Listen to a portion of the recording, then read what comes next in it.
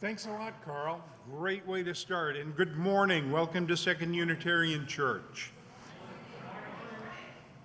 That was really nice. Thank you. I'm John Broom, a member of the church's Board of Trustees. My pronouns are he and him.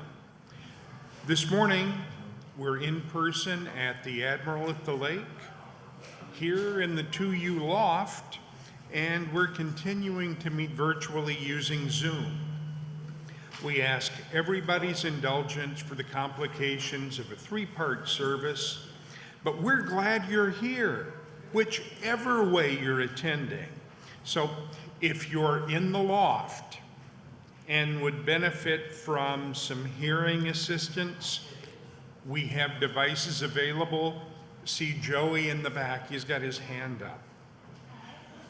So in accordance with public health guidelines, we've moved to making masks optional right here in the sanctuary. So we do pay attention to the COVID numbers, and masking may be required again in order to keep everybody as safe as reasonably possible. We especially welcome newcomers this morning. Finding a new community, making new connections can be challenging. Please know that we're excited to have you here, and we look forward to getting to know you. If you're new to us today, please note that in the Zoom chat or mention it in person during the conversation after service. If you'd like, there are blue mugs downstairs that you can use to signal to others that you'd like them to come up and say hello. So, friends, if you see somebody with a blue mug, be sure to go say hi.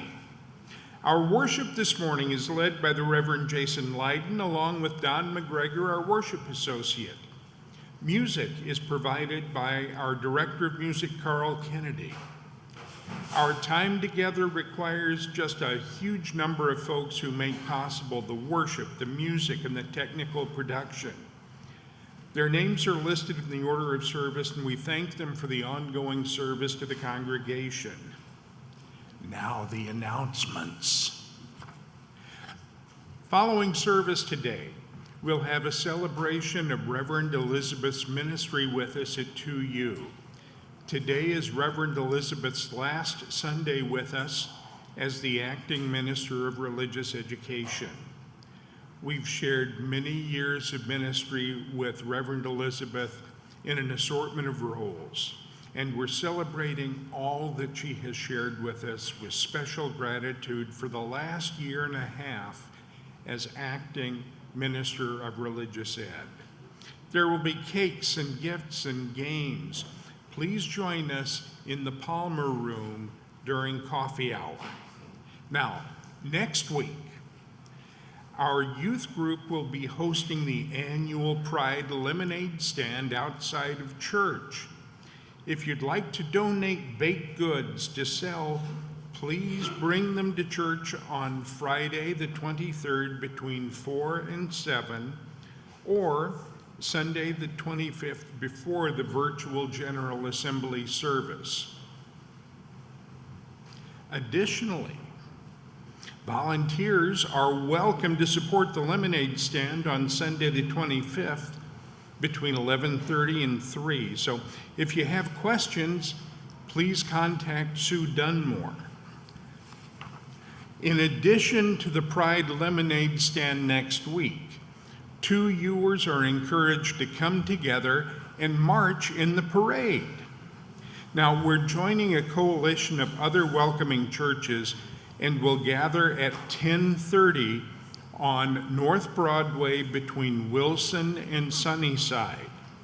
Gentle reminder, dress for the weather, bring water. You'll see an email tomorrow with full details, so keep your eyes peeled. And now I welcome Don to lead us in our call to worship.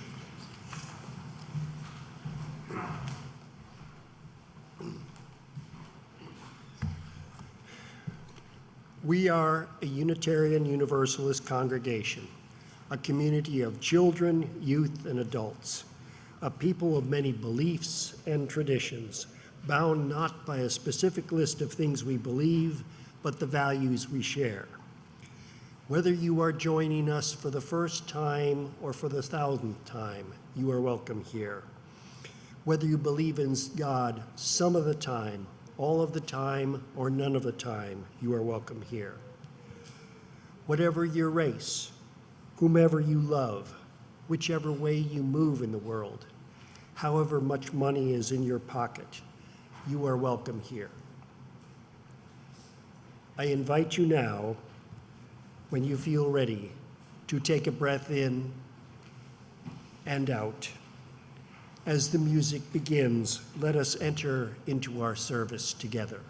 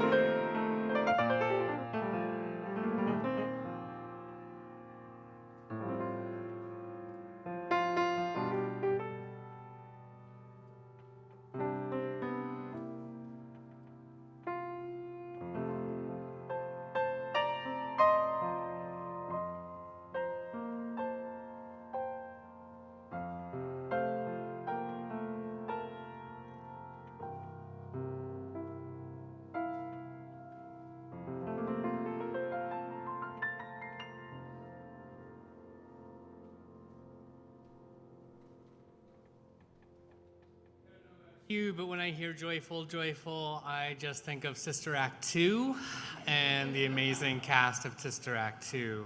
Though Carl's musical edition is also delightful. I do want to mention that if you are noticing that there are chairs in the middle where you're sitting, if you wouldn't mind scooching over so that there's space on the edges for people. I know it might mean sitting next to someone you don't know, which is a great opportunity for you to say hi and say hello to somebody who might be new to you. Being that we are up here in the loft, it's a little bit different than our space in the regular sanctuary, so we just have a little less space. So it's important that we make space for us as best as we can. So in just a moment, Ryan here in our sanctuary and Harris at the Admiral will light our chalices, the symbol of our faith. And we light our chalices this morning with these words from Reverend Carl Seberg. Let there be joy in our coming together this morning. Let there be truth heard in the words we speak and the songs we sing. Let there be help and healing for our disharmony and despair. Let there be silence for the voice within us and beyond us.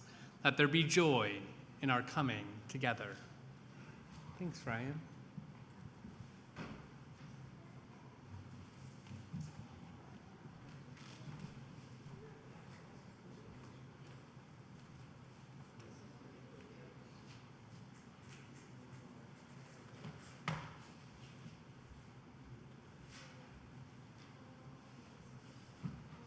rise in body and spirit and join us in singing hymn number 1008, When Our Heart is in a Holy Place. The words will be on your screen and on your TV.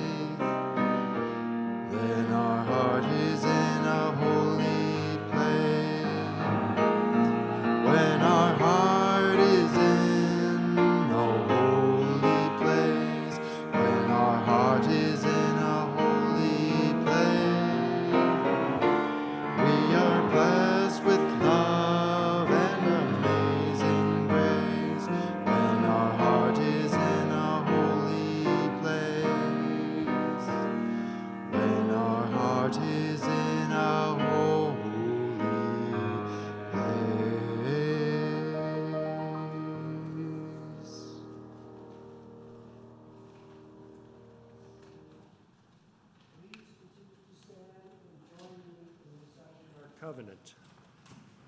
And the words are on your screen. We covenant to build a community that challenges us to grow and empowers us to honor the truth within ourselves. We will be generous with our gifts and honest in our communication, holding faithful to a love that embraces both diversity and conflict. Called by our living tradition, we will nurture spirituality within a vision of the eternal, living out our inner convictions through struggles for justice and acts of compassion. Please remain standing as we sing our congregational hymn, Spirit of Life.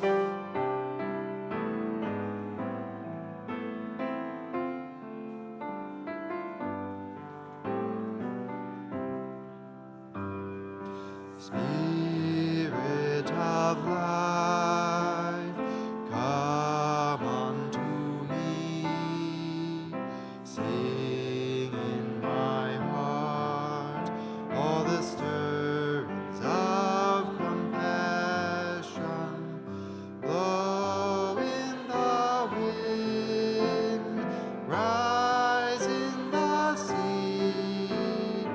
Move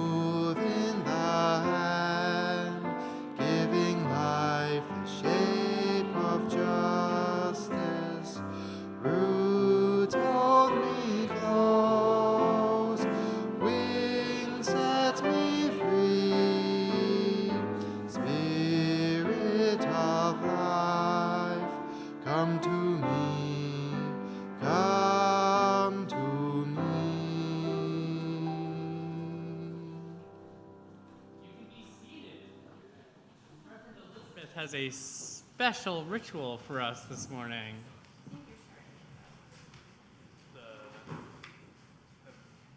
Oh, yes. So during our coming of age service, Carl noticed that our 7th through 9th graders and our 10 through 12th graders got pins because they completed the OWL curriculum. And Carl, when he completed the OWL curriculum not so long ago, did not get a pin. So my last official act as your acting minister of religious education is to give Carl his OWL pin.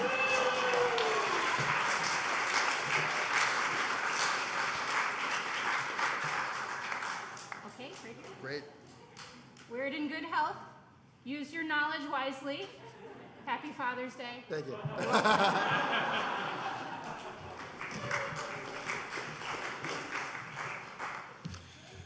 So, beloveds, our church is constantly changing. People come and go, babies are born, children grow up, people commit themselves to one another, loved ones and friends among us come to the end of their lives. Individuals and families move into our new church life. Others leave us, moving away to new places, new experiences, new opportunities. It's important and right that we recognize these times of passage, of ending and beginning. Reverend Elizabeth has been part of our congregation since her childhood. She was connected to our church as she went to theological school and served as our summer minister. Then as well, Reverend Elizabeth was ordained by 2U in 2007. She's been an affiliated community minister for many years. When I had to go on medical leave, Reverend Elizabeth filled in and cared for our church. When Alicia Obando stepped down as Director of Faith Development, Reverend Elizabeth came in as our acting Minister of Religious Education.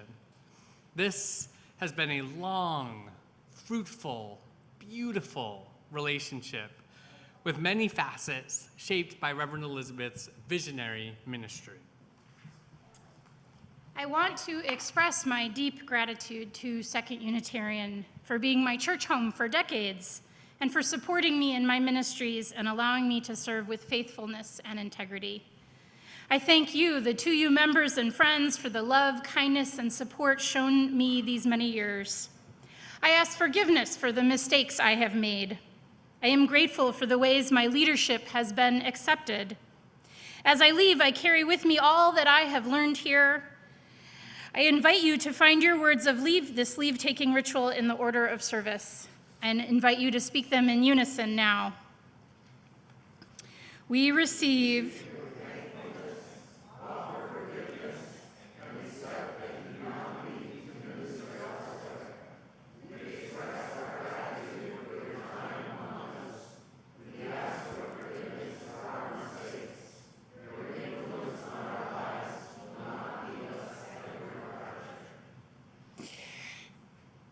I forgive you and accept your gratitude, trusting that our time together and our parting are all part of life's evolution. Do you, the members and friends of Second Unitarian Church of Chicago, release Reverend Elizabeth from the duties of her ministry at 2U? Do you offer your encouragement for her future ministries wherever they may find her? Do you, Reverend Elizabeth, release this beloved congregation from turning to you and depending on you? I do. Do you offer your encouragement for the continued ministry here and on the relationship that's building with Brittany Morse as she comes in to serve as our incoming Director of Faith Development? I do, with great rejoicing. We give thanks for the moments that we have shared with Reverend Elizabeth, pastorally, in worship, in learning, and in service. We pray that her journey will be safe and meaningful as she continues to move on to roles unknown. Beloved church, do we shower Reverend Elizabeth with our love and blessings? We do. Thank you, beloved.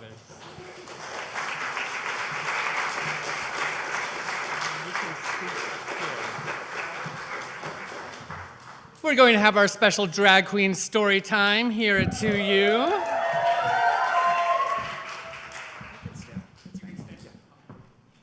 Good morning. Happy Pride Month. How are we? So nice to see all of you. You know, it is really truly an honor to be welcomed into your sacred home. I appreciate you all for welcoming me. I think right now more than ever, it means a lot to have spaces like this where we can be our authentic selves, to be loved and accepted by each other, and to grow in community. So I'm very, very grateful to be in this space today. Thank you. So I have been doing Drag Story Hour. I founded the Boston chapter. I now sit on the board, the 503C. And of all these years of reading books, I've yet to read this one, so I'm very excited to share this with you today. It's called A Rainbow of My Own by Don Freeman. And I'm going to move over because fire and drag queens do not work well together. I have about a half a can of hairspray in me right now. Today, I saw a rainbow. It was so beautiful that I wanted to catch it for my very own. I put on my raincoat and hat and ran outdoors. Fast as the wind, I ran. Why do you think you put on a raincoat to find a rainbow? What kind of weather do we find rainbows in? You could shout it out. Sunny and rainy. That was a trick question. You got both answers. Great job. But when I came to where the rainbow should have been, it wasn't there. I thought, maybe some rainy day, a rainbow will come and stay a while. I'll be walking along slowly, and suddenly I'll hear a soft whirring sound like the wings of a bird. I'll look around and see a rainbow following me. I think a lot of us in this room have had a rainbow follow them. I'll know by the way it circles and whirls, it wants to play. So I'll hop over my rainbow, and my rainbow will leap over me. Who here likes leapfrog? That's a fun game. I'll climb up one side and slide down the other.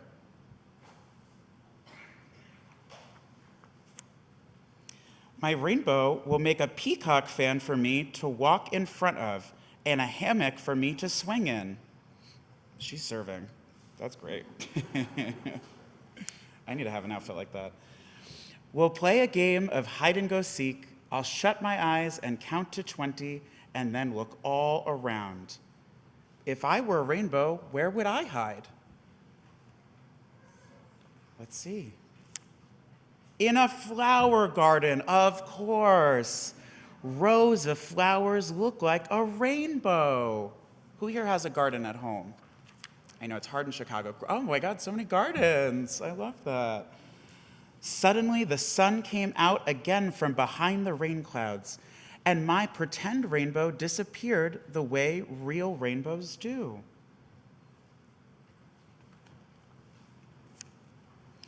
But when I came back home, I saw something glowing inside the window of my room. And when I ran indoors, a rainbow. There was a rainbow dancing on the wall. The sun was shining through the water in my goldfish bowl, and it made a rainbow just for me. A rainbow of my very own.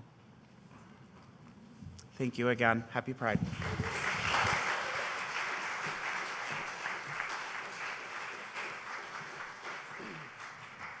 Thank you, Ramona. Such a joy to have you. A delight, one might even say. So for the month of, nope, we're going to get there in a second. We each year make a commitment, a pledge to support the ministry of this, our beloved church. But before we do that, we're going to sing Go Now in Peace. Goodness. I have a script.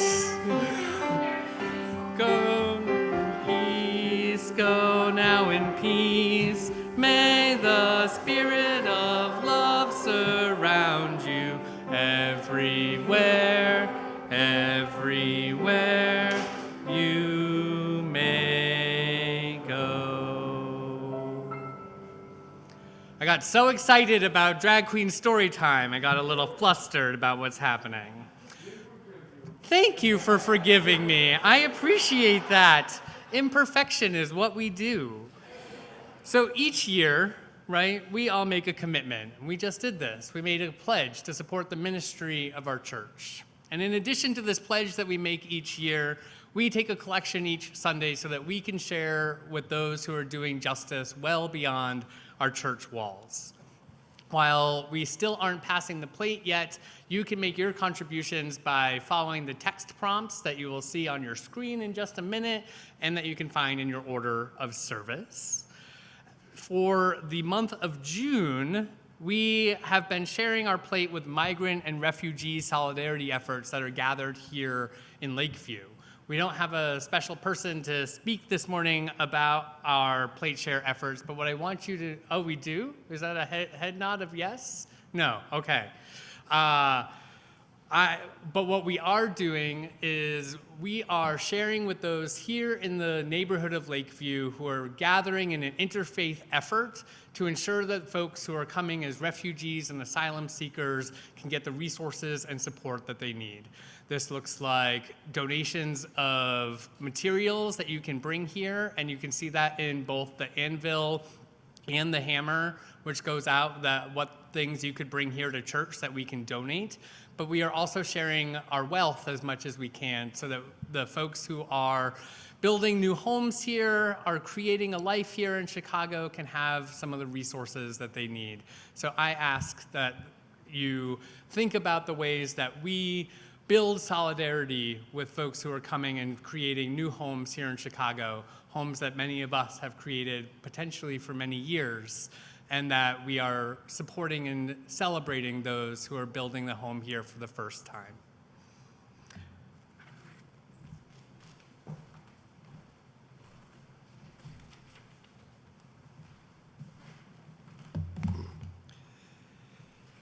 Now, I invite you to join me in reading our offertory words. The words are printed in your order of service and are on the screen.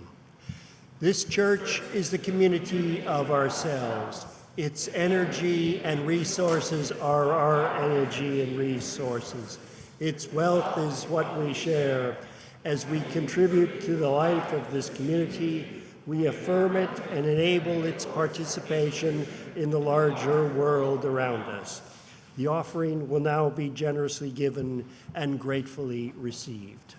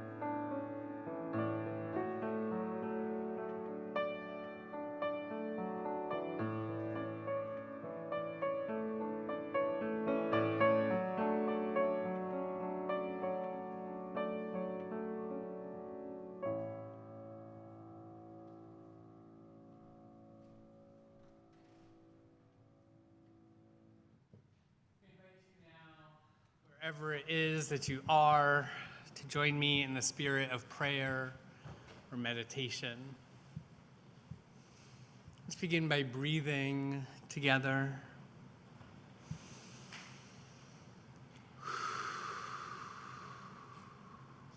Try releasing the muscles in your shoulders. Relax those muscles in your neck. Unclench your beautiful jaw. and rest into this space.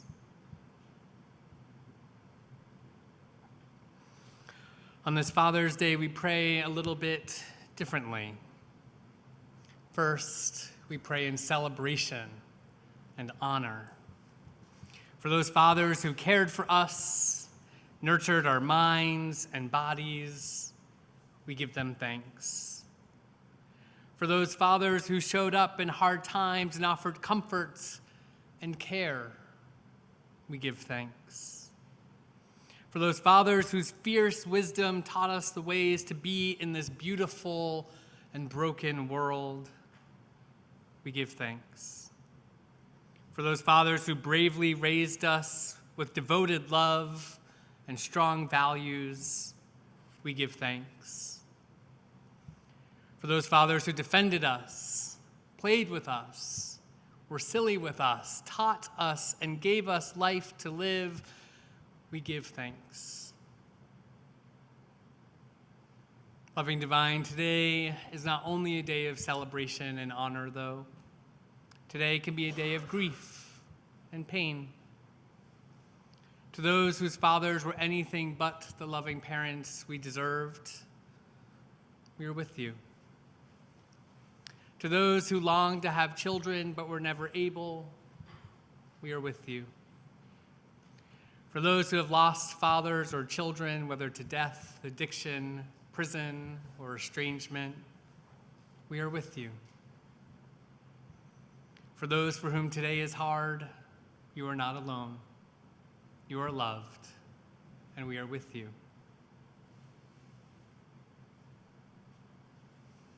Into this, our shared silence across space, I invite you now to speak the name of anyone you wish to lift up into the loving support of our community.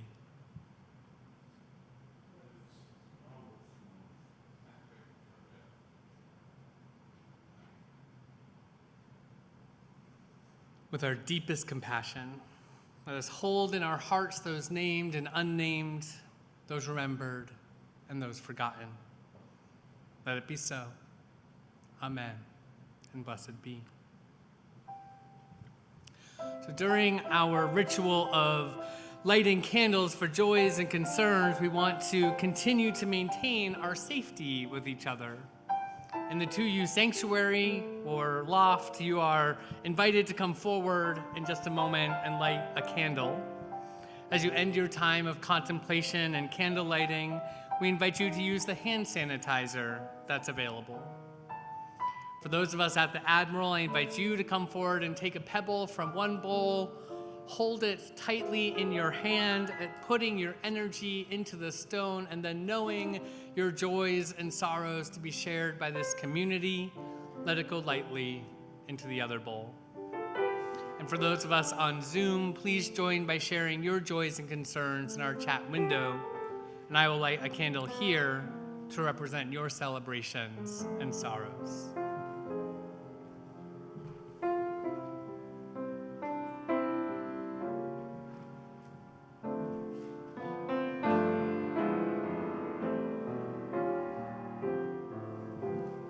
You can come forward.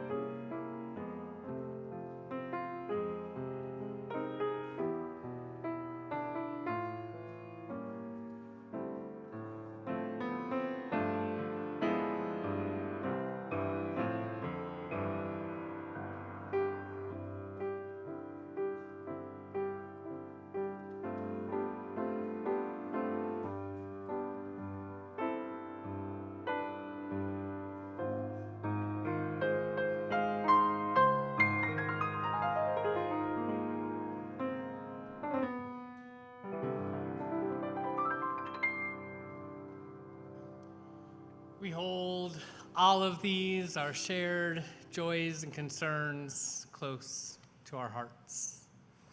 Don, would you share our first reading, please?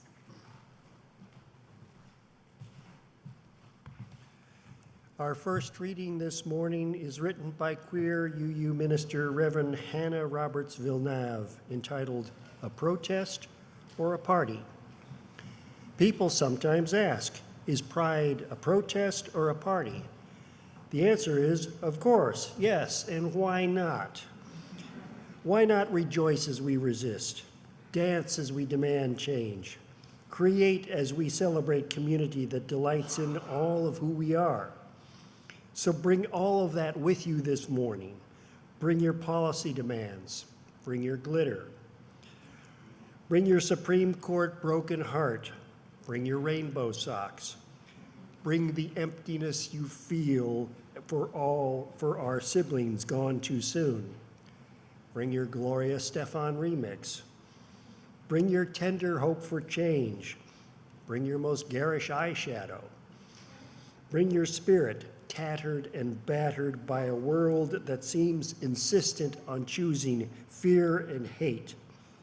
Gather up all those things and bring them here to a place where we don't have to shoulder these burdens or celebrate these joys alone.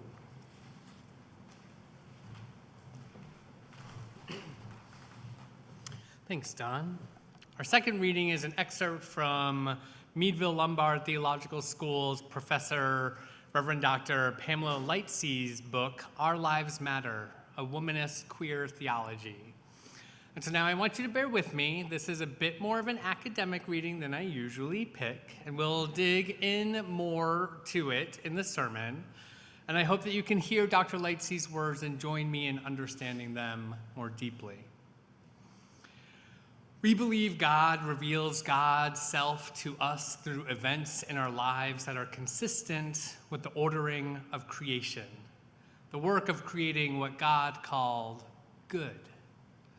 Womanists have always believed that we come to know God by our experience of God. And for those of us whom the term God doesn't work, think of the divine, universe, the interconnectedness of it all. Therefore, from the writings of our founding womanist scholars, it has always been argued that theology, if it is to be efficacious, must be done from the context of the experience of the oppressed. In that vein, queer womanist theology proposes that any theology that does not respect the context of queer Black women has no purpose and is therefore dead. We have found the academy and church to be reservoirs of dead theology that refuse to drink from the liberating theological perspective of any source that was not derived from the status quo. And so they died of dehydration, unable to survive in our oasis of critical reflection, and are dead to us not because they failed to become experts of other theological particularities, but because they failed to dip into our pools of thought.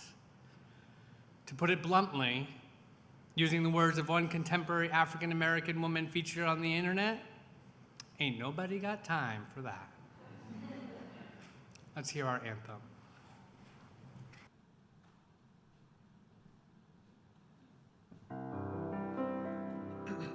I'd like to make one note regarding the order of service. Due to just a scheduling issue, unfortunately, Abigail Klein is not here today. And so what is listed as the introit is what we will hear as our anthem. In the biblical story of Ruth and Naomi, it tells of two women who, following the death of their husbands, chose to remain together.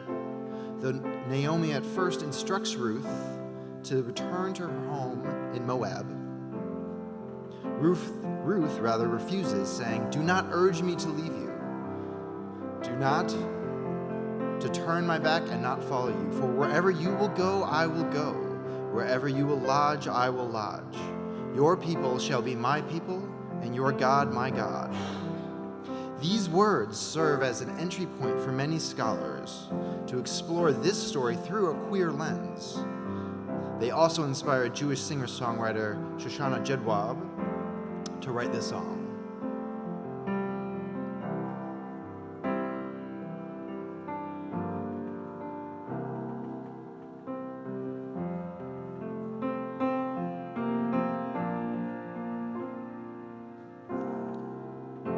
Where you go, I will go, beloved. Where you go, I will go. Where you go, I will go, beloved. Where you go, I will go. Where you lie, I will lie, beloved. Where you lie, I will lie. Where you lie, I will lie, beloved. Where you lie, I will lie. For your people are my people. Your people are mine. Your people are my people. You're divine, my divine. Where you go, I will go, beloved. Where you go, I will go. Where you go, I will go, beloved. Where you go, I will go. For your people are my people. Your people are mine. Your people are my people. You're divine, my divine. For your people are my people. Your people are mine. Your people are my people. You're divine, my divine. You're divine, my divine.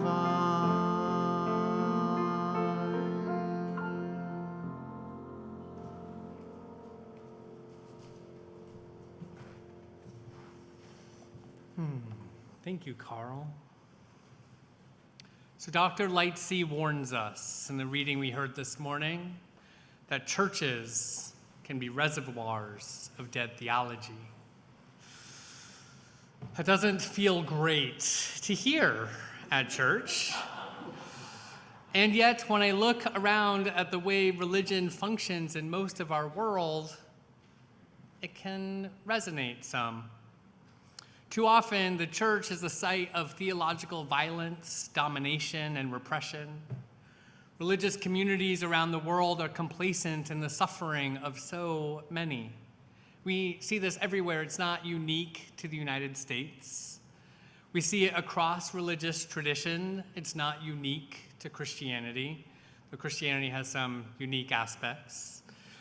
I wonder if you think it's ever true in our very own church, when we unintentionally perpetuate white supremacy, ableism, exclusionary practices. I wonder if our theology gets put on life support.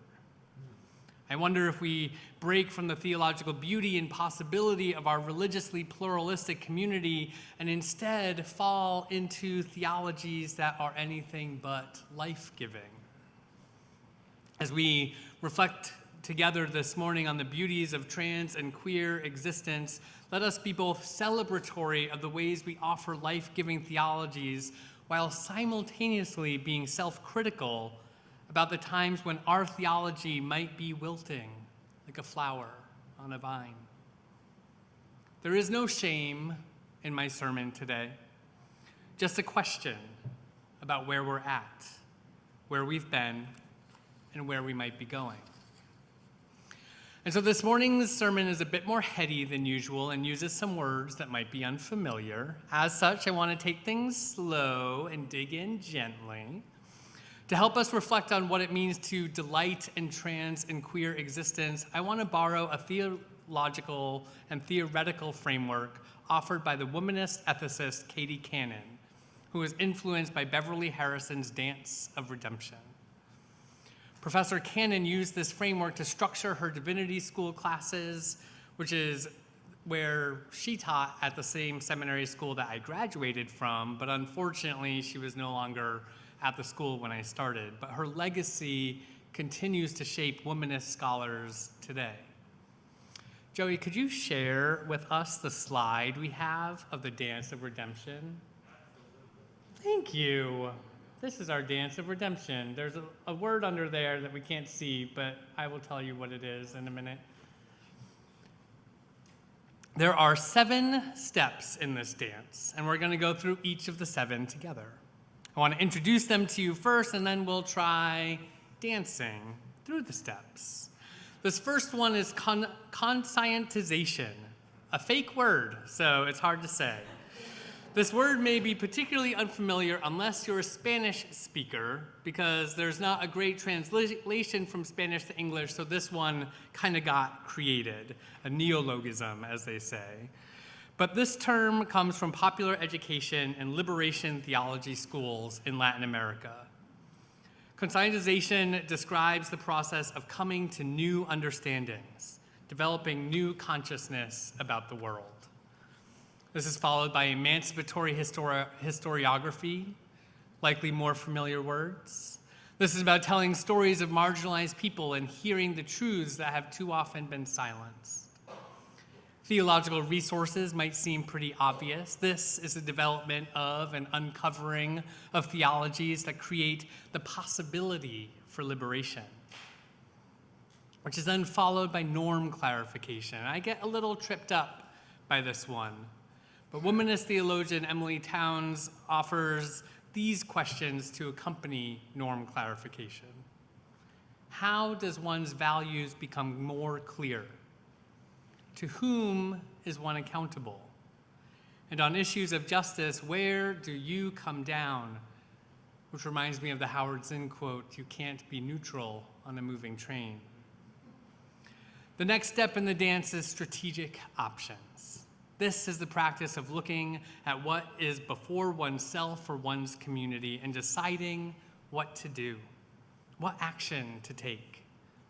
Just like we share our plate each week with those doing justice work beyond our walls, just as we have members showing up outside of Cook County Jail 2 times per month, just as we have made meals for hungry neighbors, everyone needs to decide what are the strategic options available that bring us all closer to radical love and collective liberation. Then we dance forward to Annunciation and celebration, because we cannot always be grieving. We can't always be angry. There is brokenness all around us, but we can't get stuck there. We must celebrate our victories, the smallest of them and the biggest of them. We need to celebrate resilience, celebrate napping, and honor the many ways that people announce themselves to the world. I think of the Black Lives Matter movement in large part as an annunciation and celebration of Black defiance in the face of white supremacy. That step is followed by re-reflection and strategic action. 2U used to have a group that met called a praxis group. This is the combination of theory and practice together. 2Uers would gather and talk about social justice issues in the Unitarian Universalist framing for taking action, and then critically reflect on how effective action was or wasn't taken. For any movement, theological or otherwise, for it to be relevant, it must be self-reflective, responding to the learnings experienced from any action that's been taken. All right, we got through it. So those are the steps in the dance of redemption. And I promise we will return to this dance on other Sundays as well, because you know how I feel about dancing at church. And so what about this being our pride? What about this is relevant to our Pride Sunday during a weekend of Pride Fest in Boys Town? I want to do this dance together. What is our experience of conscientization when we are celebrating trans and queer existence? Even the idea of celebration is itself an act of coming to new consciousness. While things have improved in many ways, trans and queer communities are still overwhelmingly demonized. You may recall that nearly 500 pieces of legislation, of anti-LGBTQ legislation, particularly anti-trans legislation, has been introduced across our country this year. The Human Rights Campaign, hardly a radical organization, has declared a national state of emergency for LGBTQ communities in the United States. One of the things that's most painful to me is that LGBTQ youth suicide attempts are still 5 times higher than that of their straight and gender-conforming peers. That's the same as it was when I was a teenager. So much has changed in the last 25 years, but so much has stayed the same, and our young people's lives are put at risk because of it. So when we have drag queen story time as part of our church service, when we put up our pride flag outside the church building, when we plan for a lemonade stand during Pride, when we allow an unmarried queer minister to serve our congregation, we are creating new consciousness together. We are refusing to allow heteronormativity and queer antagonism to dictate what we know to be true. And when we start to look for emancipatory historiographies, it's really easy to do so here in Chicago. I wonder if you know that the country's oldest drag Latinx bar is here in our city. La Cueva is on 26th Street, right in the heart of Little Village. It's a space that has been subverting machismo for decades.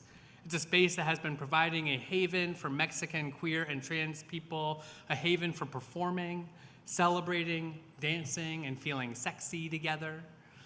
And as we talk about trans and queer communities, it's important that we not overly sanitize things. An emancipatory historiography can include sex and sexuality. Subverting the norm that sex is only for the purpose of procreation and seeing the ways that trans and queer people have been doing that, proclaiming pleasure as a fundamental part of human living, this is part of our emancipatory historiography. Remember that 2U was a place that queer people, particularly gay men, found refuge during the AIDS epidemic. Remember that I am not the first, but the 4th out queer person to serve our beloved church. Trans and queer stories are part of what make 2U the place it is. Trans and queer stories are part of what makes Chicago the city that it is. And so what of our theological resources? We already heard music this morning that celebrates queer love between women that comes from the Bible. The Bible is hardly a source that's often thought of as liberatory for queer people, and yet it absolutely is. The story of Ruth and Naomi is beautiful. So too is the story of Jonathan and David. So too is the story of Jesus and his beloved disciple. So too are the stories of numerous trans people described in the Bible as eunuchs, not a term we would use today, but appropriate for its time. A text that has been used, the Bible, to cause so much harm can also be reclaimed by trans and queer people who choose to. But you also don't have to. The Bible has caused a lot of pain. You may find your theological resources elsewhere, and that is just as beautiful. One of my favorite books is a collection of queer mythology that looks across traditions and lifts up essential stories. One of them is of a two-spirit person of the Hidatsa Nation. In many indigenous nations, there was a reverence for those who transgress gender norms. In this particular story, the person, Forebears, protects a group of Hidatsa people from an attack by a rival nation, simply by putting their body in between the attackers and the Hidatsa women. Forebears protects their community simply because of the holy power they possess as a two-spirit person. Do I believe this to be literal truth? It doesn't matter. I know the theological story told of holiness as opposed to demonization of gender nonconformity. That is healing and transformational. We deserve even more theological resources, which is why we will be having a queer theology class offered as part of our fall religious education program. So now we get to norm clarification. To whom are we accountable? How are we articulating our values? We're using a womanist framing and heard a queer womanist reading because we cannot only be accountable to white queerness. Our accountability must be broader than that. Our values honor queer life, and it needs to honor disabled queers, fat queers, gender non-binary queers, older adult queers, trans women of color, and all those who have been pushed aside by an assimilationist gay politic. We need a broad queerness that resists white supremacy, patriarchy, body fascism, kink shaming, and instead creates a big tent that encompasses our extensive LGBTQ communities. And so what are our strategic options to make that possible? How do we take action? This is something we do in little ways all the time and something we can do with bigger actions. We talk about LGBTQ communities on a regular basis, not just on Pride Sunday. Our church provides free space to Pushing Envelope Chicago, an organizing effort to support LGBTQ prisoners in Illinois. We provide space for a queer self-defense class. What might we do next? How might we keep taking strategic moves that get us all closer to queer and trans liberation? And so let's conclude with annunciation and celebration and a phone call. Hello. We know that we must reflect and take after we take action, so we'll just trust that we're taking care of that part. But while writing my sermon, I was in a coffee shop listening to a whole conversation happening about why there isn't a straight pride parade. Whew. Oh, you're laughing. You know that is a fun question. I will tell you, I did my best to focus on my writing. I did. But instead, I didn't intervene. I know you're thinking there's going to be a great story here. It's not. I just stopped writing and eavesdropped on this whole conversation that was going on. One of the people involved, because I didn't need to go over. I thought about it. But one of the people involved talked about the beauty of the many different flags that represent queer and trans communities, and said, as it is often said to this person, that every day is a straight pride parade. Dawn shared a reading earlier about whether pride is a party or a protest. Indeed, it is both. We have been having pride celebrations because we need to. It's not just about corporations putting up, or as we've been hearing, hiding their rainbow retail items. It's about showing up in force so that those who think it is still better to die than live as an LGBTQ person, that they will feel less and less and less alone.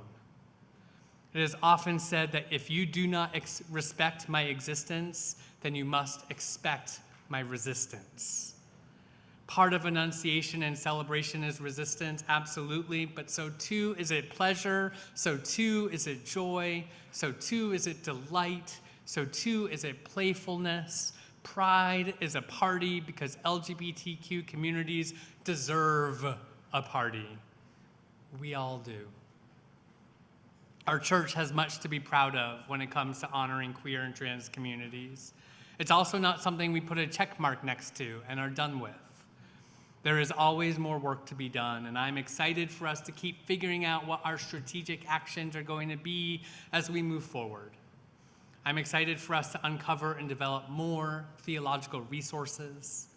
I'm hopeful that we are creating space that honors the full spectrum of trans and queer experience. We aren't perfect, and we aren't striving for that. We're striving for relationship, and it is through relationship that we will become even more welcoming, even more authentic in our commitment to our values.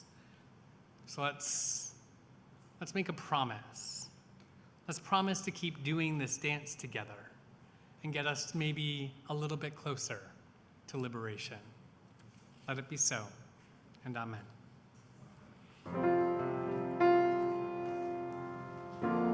I invite you to rise in body and spirit as we sing our closing hymn.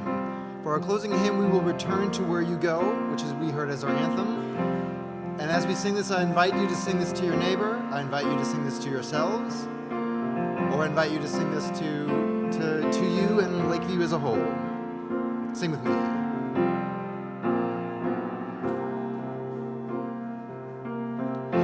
Where you go, I will go, beloved. Where you go, I will go. Where you go, I will go, beloved. Where you go, I will go. One more time. Where you go, I will go, beloved. Where you go, I will go. Where you go, I will go, beloved. Where you go, I will go. For your people, for your people are my people. Your people are mine. Your people are my people. You're divine, my divine. For your people, for your people are my people. Your people are mine. Your people are my people. You're divine, my divine. Where you lie, where you lie, I will lie, beloved. Where you lie, I will lie. Where you lie, I will lie, beloved. Where you lie, I will lie. Where you lie, I will lie, beloved. Where you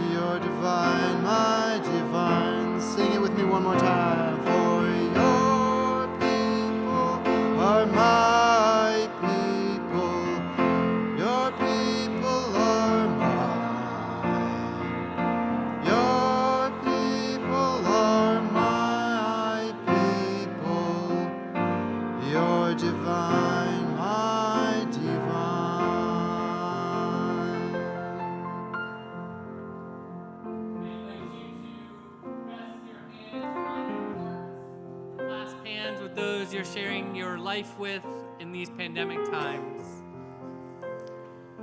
Let's dance, beloveds, with love, with care, with thoughtfulness and critical minds. Let us embrace this dance of redemption and keep celebrating queer and trans communities with great, great delight. Let it be so. Amen, and go in peace.